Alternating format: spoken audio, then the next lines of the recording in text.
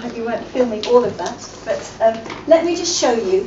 We'll start with the health, and then we'll go on to support after you've cracked the health, so we'll do some bite-sized chunks. Let me just go through this with you and tell you what I did with the information to get it to that. So, in the health file on Bill, there was a set of slides, PowerPoint slides, 6 to a page, that somebody had put in who'd been on epilepsy training. It didn't tell me anything to do with Bill's support at all. So I deleted it. Didn't give me any personal information about Bill at all, so I binned it. Would you all feel comfortable binning that? Yeah. Seeing some nods. Good. Then the next piece of information was an emergency management plan for the use of oral diazepam for seizures. Clearly related to that. So what I did there was I sucked out what that told me I would have to do. So if Bill was in this situation, here are the things that I'd have to do, and wrote them out really, really clearly. I did that. I thought that was probably something that somebody somewhere would need to know had happened, so I filed that. Does that make sense? Yes. Yeah? Okay. Then there was a weight chart. So with the weight chart and the bowel movements file, I had a different question. I wanted to know why we were keeping those, because very often we can get into custom and practice about recording information that I'd be mortally offended if other people recorded about me without a really good medical reason. So the why question there is, have we got a really good reason to be doing this? So if the person has had colon cancer in the past and we're concerned about a recurrence, that might be a really good reason for doing that. If we're doing it as a matter of course, I'd want to question it. So if then you have got a good reason to collect that information, I think we'd want to do that as a learning log instead. So there might be other ways of collecting those kinds of information. Not particularly for those, but we need to be really, really clear why we're collecting the information that we're collecting. So I asked why on that. Epilepsy observation chart, that for me was filing. It didn't give me any information about how to support Bill well, and actually I think it could be replaced with a learning log as well. Okay. Then I got to disturbed sleep chart. I thought that was interesting. Again, it's being really clear about why we're recording that information. I filed it in case anybody ever knew that in the past, but those are ones that I would want to come back and check with the manager to say, actually, does supporting people ever ask for that kind of information? Is there any reason that somebody would want to do that? So that those two are filed with a question mark. They did not tell me anything about Bill's support whatsoever. So they then got filed or deleted. And if we need to recall, so if one of the challenges with Bill is helping him manage his stress, and at the moment his stress is coming out in insomnia, that's a really good reason for doing it, but we want a learning log. It's not enough to know whether he was disturbed all night. I also want to know if he was drinking heavily the night before, or as if he had 3 cups of caffeine, or if he was up till 1 o'clock watching scary movies, because they would have an impact. So we'd want to replace those with a learning log. Food recording chart. What do you think I put there? Why are we recording this? That's interesting. And if we haven't got a good reason, we should stop and we should then file, or my suggestion there is that we would be deleting that. Then we got to a drinks chart. What is it that why is it that we're recording this? And I'm sure that these have all started for really, really good reasons, but nobody ever says, we should stop that now. And if we are collecting that information, are we learning from it? Is it telling us about what we need to be doing differently about how we support the person? And if it's not, then we're just recording it to cover our backs, and we need to be really clear that that's what we're doing and have a good reason for it. So why? Finally, epilepsy management plan. Brilliant. Told me a lot about how to support Bill around his epilepsy. Didn't need to understand that to understand this. So what I could do then is pull out specifically for Bill's kind of epilepsy, how would I know that was happening, what would I need to do? So actually, you can put some of that in a version of a communication chart, because some of it is that clear at this time. So it usually happens at this time. Here's how Bill will respond. We think it means he's having a fit. here's what you do, 1, 2, 3, 4. So either as a communication chart or as a heading in how best to support Bill, how to support Bill around his epilepsy. Body chart. What do you think I said there? Why? So let's be really clear about why it's important to have that. Emergency management plan.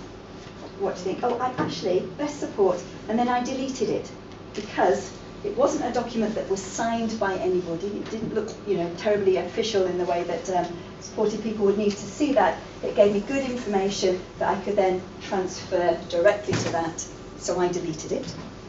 But here, the emergency management plan, that was signed by nurses, so I'm smart enough to know, signed by nurses, that's a files job, isn't it? And it told me a little bit of information about how best to support. So now, from reading all of this, I knew generally what I would need to be doing to support Bill around his epilepsy. And then I knew specifically, if there was an emergency, what I needed to be doing. And the rest of that, I didn't need at all. Sorry. Don't the epilepsy management plans Yeah. that we would have in place are signed off by consultants, psychiatrists, etc. Okay. Are you saying then that they should be filed Filed and on we the can, reference section. we can reword them? Yes. Brilliant. It's all about rewording them. Consultant speak isn't typically understandable by everybody in terms of, so what do I need to do? It will tell me great things about treatment programs. It will tell me great things about diagnosis. As a support worker, I don't need to know that. If somebody is lying on the floor and behaving like that, what do I do? And that's the detailed information I need. So you're sucking that information out of there, rewriting it into everyday language, putting it into there. As a rule of thumb, if somebody's signed it, file it. And if it's not signed, you make a judgment then, like the body charts, the weight charts and things like that, about whether to bin it or whether to file it. If you're not sure, you could file it, but actually I'd check with somebody. Yeah, I Otherwise, suppose, that's really there's huge. always just the worry that somebody will misinterpret. So we have to say, So we have is to be there a very likelihood careful there. that Paul, in 6 years' time, will come to me and say, oh, we haven't got the food recording chart for the period 2012, March to April, where is it? And if that's extremely unlikely, bin it. But if you're not sure, we've got 2 people here who can tell us. You can ask there as well. Okay, so that's how. So there was about 40 pages of information there that was reduced down to 3 pages. And even where it did tell me about best support, I wasn't just lifting that and putting it into there. I went through it with a highlighter pen to say, what specifically did this tell me? And there were only actually 9 lines in that told me what I needed to do. So I highlighted it in blue to make sure it went under how best to support, because that was my particular colour coding. Gave it to my PA. It was a PDF document, so she just had to retype 9 lines, and that went under there. And I gave it the heading, how to support Bill with his epilepsy. So then we had, here was the information about support. What's significant here is, in reading all of this, I didn't know anything about Bill as a person. All I knew was stuff to do around supporting him with epilepsy, so it didn't tell me any information about what mattered to Bill. So then I came to here.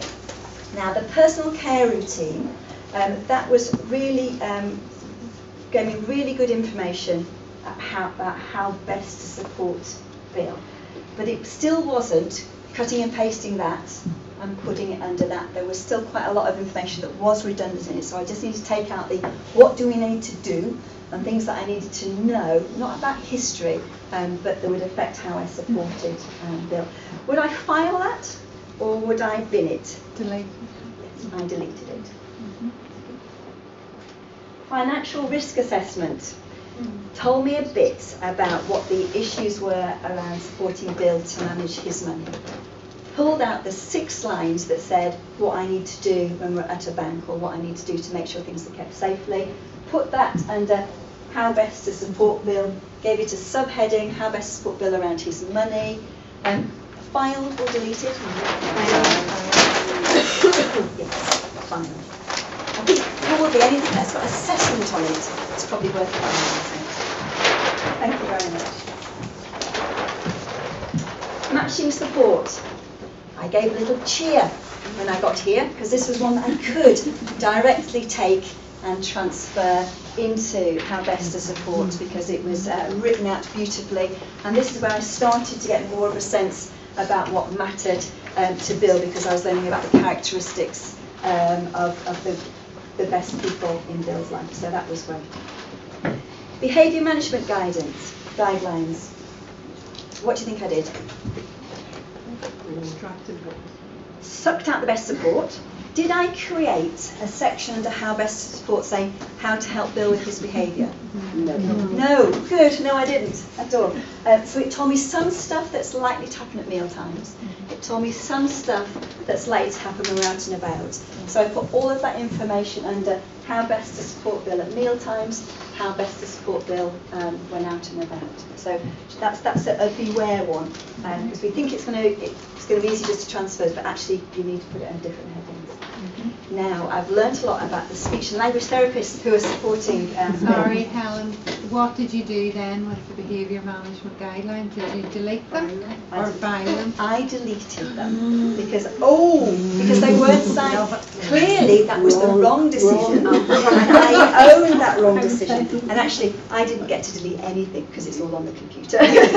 But I would have.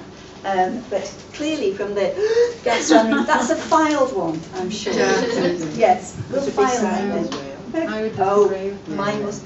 I would delete it. Okay, good. So when you come to ones where you're not sure, get Pauline and Nicola over, and then eventually we'll have a crib sheet that says behaviour management guidelines. You can delete these, or you need to file those. So eventually we'll be working towards that. Good. I like that radical approach, but my colleagues don't.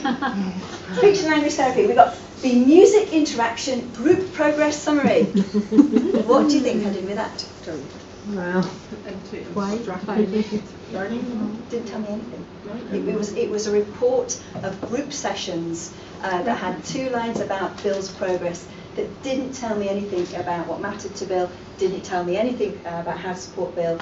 I wasn't sure whether to file or delete it. My heart said delete, but I don't know what your relationship with speech and language therapists are. And so that was that. But when I got to the communication chart, another cheer.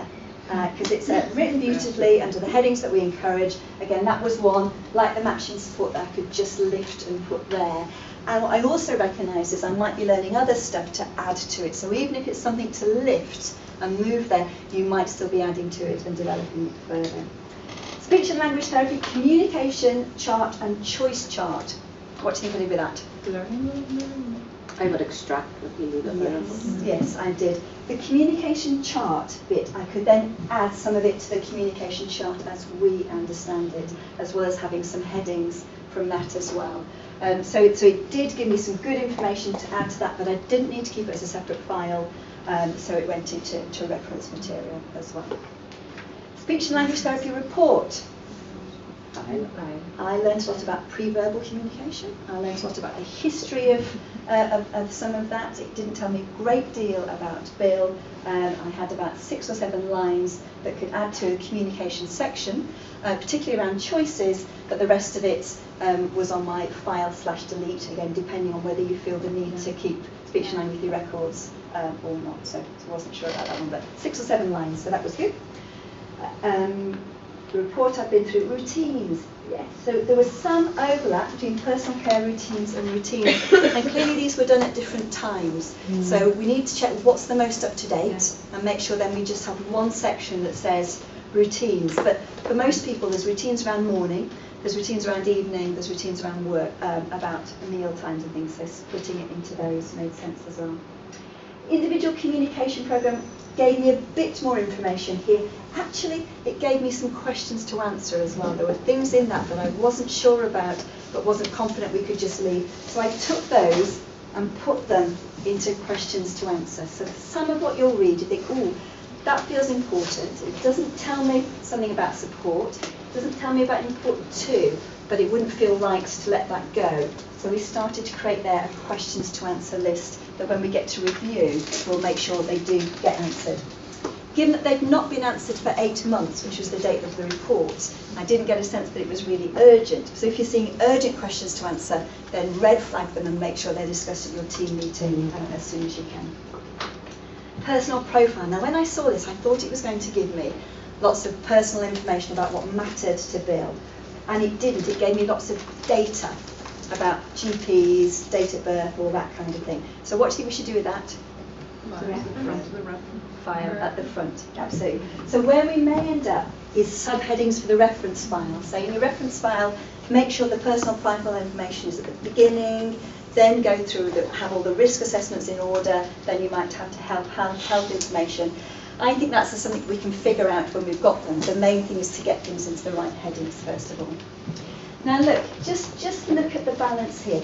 Here's all the paper that I had about Bill, and then I had 6 pages here. And these 6 pages told me about what mattered to Bill, and they formed the basis then about what was important to Bill and for some of his one-page profile as well. And then there was Bill's circle of support, and that was the third one that I could just lift and put under relationships there as circle support. Mm-hmm. Our files tell us the best and worst about services, don't they? And what this tells me is it feels more important to keep lots and lots of information about health and support. And what we've not always been great about in any services is capturing the information about what matters to people, which is why doing this in this order, so we read what matters to people first, now and in the future, and where they've come from, and the support information, and then how we're going to act on it. So that's the end of my presentation.